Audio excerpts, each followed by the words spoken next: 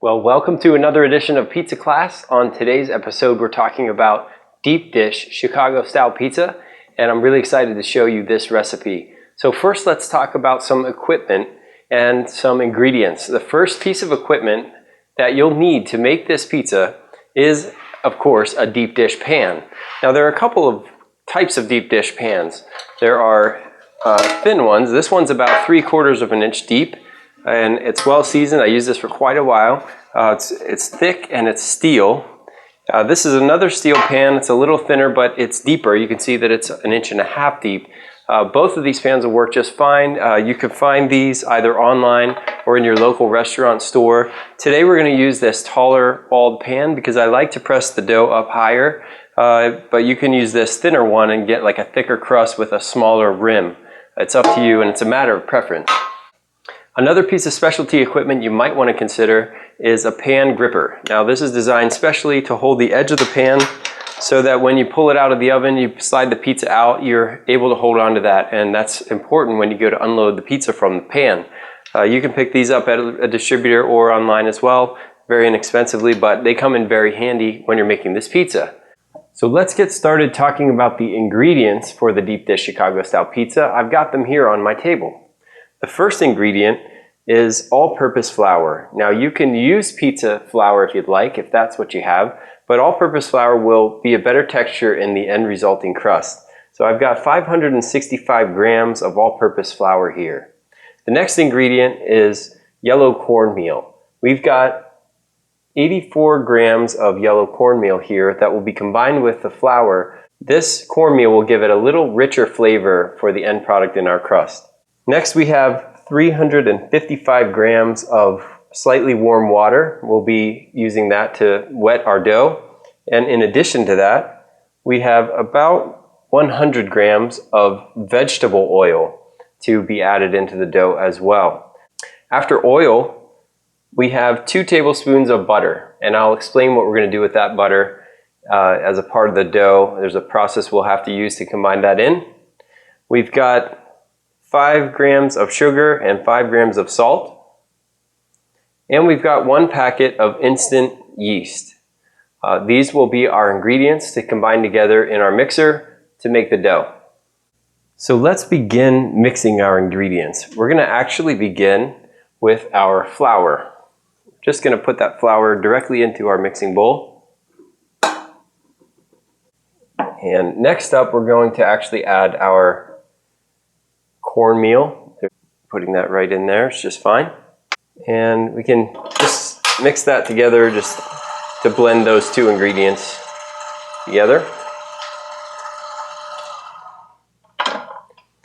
Now, I'm going to next add butter. Now, the butter is a unique ingredient for pizza crust, but this is actually going to give us a really wonderful flavor in the end result. Just going to chop this butter. It's pretty much at room temperature. It's a little bit colder than room temperature. I just got it out of the refrigerator. I'm just going to make little flakes with this butter. And now I'm just going to add that butter in. Really try to spread it out as much as I can. Right into the dry ingredients.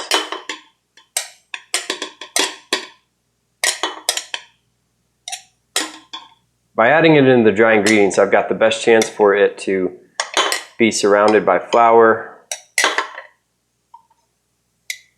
and it'll stay as little pockets of butter in the final mix. Next, we'll add the rest of the dry ingredients. We'll throw in our salt, and we'll throw in our sugar. And we can use an entire packet of dry yeast for this recipe, which is a lot of yeast, but we're going to allow this dough to rise a little before baking with it, and that will help. And we're ready to begin adding the wet ingredients. We'll start with water.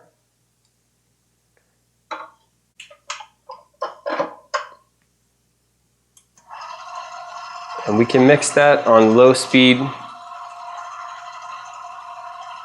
for a few minutes until it's completely combined. You may have to stop the mixer now and then to get the dough off of the sides. Help it out a little bit. Once you begin to see the flour combining with the water pretty well, it's time to add the oil. Now we can add the oil a little bit at a time.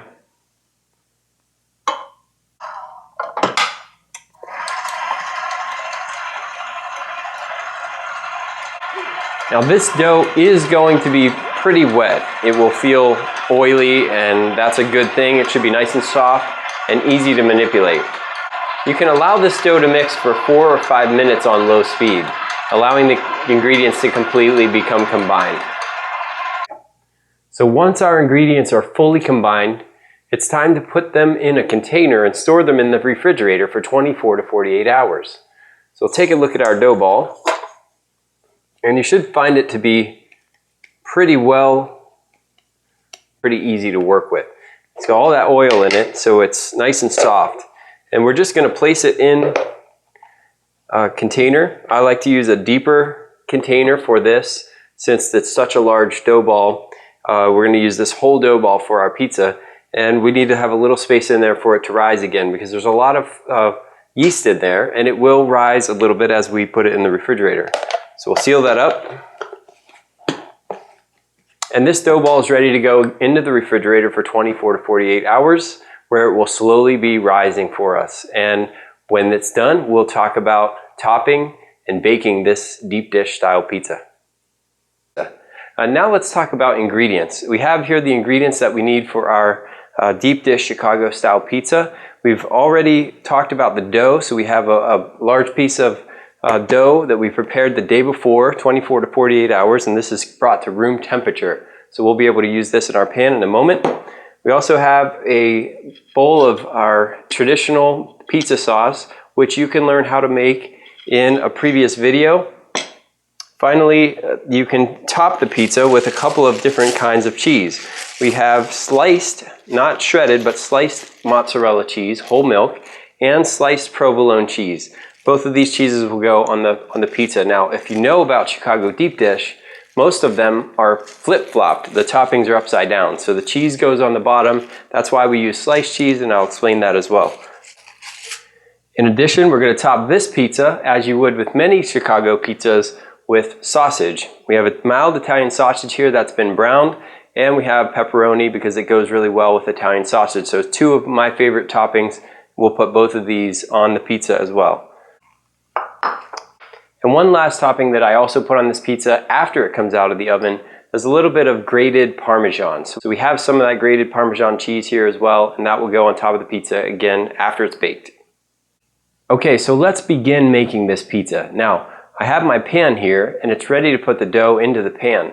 We have our dough ball here that's been ready to brought to room temperature. It was created 24 to 48 hours ahead of time and allowed to rise in the refrigerator during that time, and now it's ready and brought to room temperature. Now, we don't need to oil this pan because the dough has, if you remember, lots of vegetable oil in it and butter, so that should provide enough grease for us. You should find the dough to be nice and soft as we remove this from the jar. It was soft when we put it in the refrigerator, so it's even softer now that it's been brought up to room temperature. It should be nice and pliable. And we're just going to begin to shape that dough. Now, all we're really doing now in this pan is just pushing the dough out. There's no fancy way of stretching this or anything you need to do special except for just make sure you're pressing that dough out from the middle, covering the whole entire pan.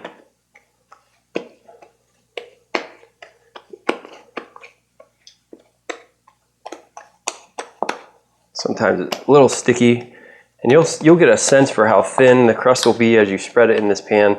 This is my larger pan.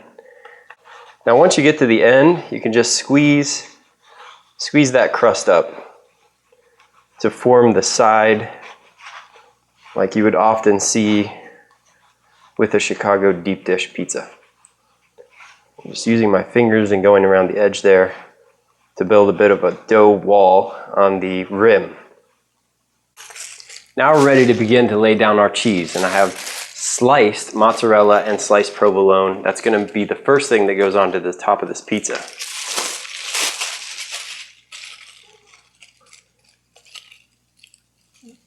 Really wonderful sliced mozzarella.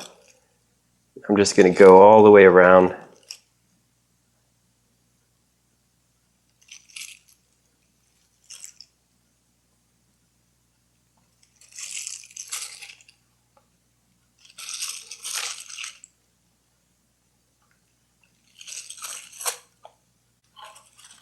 And next we're going to put our sliced provolone cheese down on top of the mozzarella.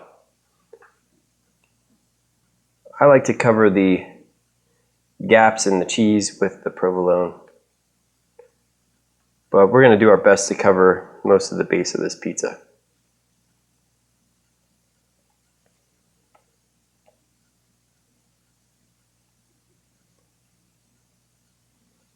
Okay.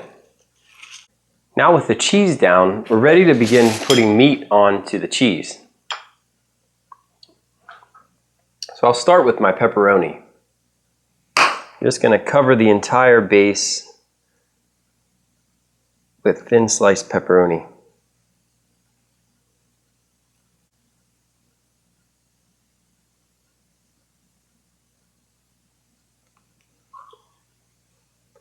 This pizza does take a lot of pepperoni. Okay, with our pepperoni down, it's time for the sausage. Now I pre-browned this sausage. It's just mild Italian sausage. You can use your favorite type of sausage, and you can use hot sausage if you want a little extra kick. Some Chicago people make their own sausage with fennel in it, which has a tremendous flavor, but I purchased this sausage fresh and then browned it before I prepared the pizza. So we'll bring that sausage in. We're just going to spread that around the entire top of the pizza as evenly as we can. Okay, with the sausage and the pepperoni and both types of cheeses down, the last topping before it goes into the oven is our traditional pizza sauce. I prepared a large batch of that. We won't use all of this, but we will be using a lot of it on top of this pizza because it's so large. You can just take a spoon and work your way around. It takes a little while, but the sauce, because we can't spread it like we normally would, we have to get it in all the cracks and crevices between the meats.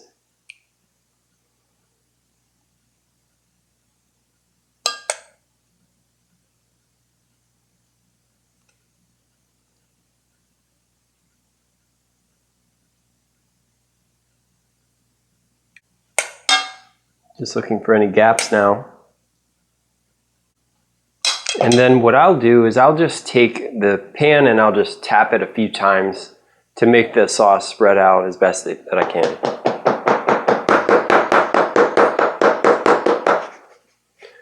And that pizza is ready to go into the oven. Now this pizza will bake at 425 degrees, which is a little less heat than we use for our traditional pizza. It also bakes for longer. So we'll put this pizza in the oven for 18 to 20 minutes, which is almost double what we would do for a traditional pizza crust. But it's thicker and the pan cooks better that way. So we're ready to put this pizza now into the oven. Okay, our Chicago deep dish pizza is ready to come out of the oven. So I'm going to use my pan gripper to get that pizza, and I'll bring it over and we'll cut it and we'll be all good to go. Okay, so there's our Chicago style deep dish pizza, and we're ready to take that out of the pan. To do that, we'll use our pan gripper and a spatula so that we don't mess up the pizza or burn ourselves trying to get the pizza out of the pan. Let's go ahead and slide that just like that onto our parchment paper. And like we said, we have Parmesan cheese that goes on the top. You can see the sauce is bubbling and warm and the cheese is completely melted. So this last step just adds a bit of a texture as well as a delicious flavor. That Parmesan cheese on top of that pizza. You can be fairly liberal with that.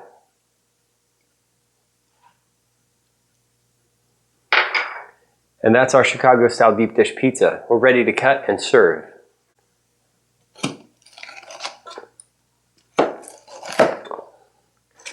I like to cut this pizza in 16 slices because they're such hearty slices. That's hard for someone to eat more than one.